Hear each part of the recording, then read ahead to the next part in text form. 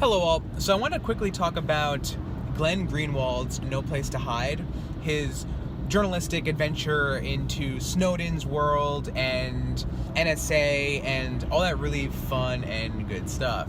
Now, I read this book quite a while ago when this whole thing was very fresh, and I revisited it a lot just recently. And having seen 1984 on Broadway and learning more about this topic, it's a very deep and controversial issue.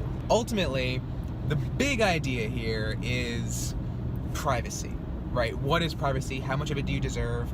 Was Nixon right in tapping our phones and recording everything in the White House? The big idea comes down to, I know what you're doing in the restroom. Does that mean that you're going to keep the door open?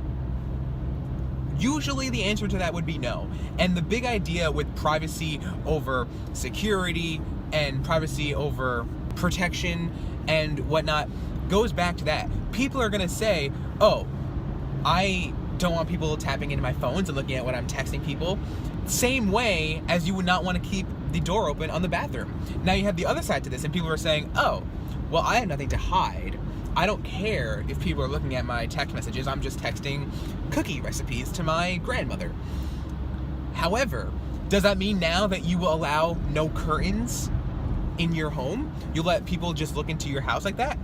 One of the big things here to remember is what we call the observer effect.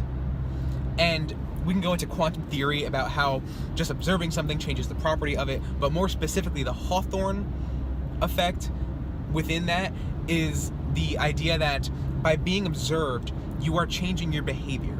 And the big thing that Glenn Greenwald tries to drive home here, and that ultimately Snowden is trying to prevent, is people changing their behavior because they're being spied on.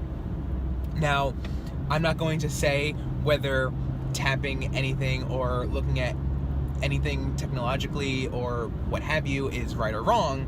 However, know that these people are coming from the mindset of the society is going to be changing based on the fact that they're being observed. Sometimes it goes even far as, and Greenwald tried to make this argument in the book, that even if you don't know you're being observed, but you are going to still change your behavior based on that, to pander, to cater toward that observer. Ultimately, these are really big ideas and big issues today, and Greenwald's No Place to Hide does a great job of demonstrating and explaining a lot of these ideas. Part one of the book is mostly his journey into meeting Snowden and how they were encrypting their messages and whatnot. It was fun kind of storytelling. And then later in the book is a lot of NSA documents that Snowden leaked about text messages from all these different big companies that you've heard of and probably use being viewed and whatnot. And then back into the idea of this whole 1984-esque Orwellian idea of what your privacy means and why you should cultivate it and protect it. Ultimately, it's a really interesting idea, and there are really interesting points made in the book and in the politics that we see today. And there may not be a right or wrong answer.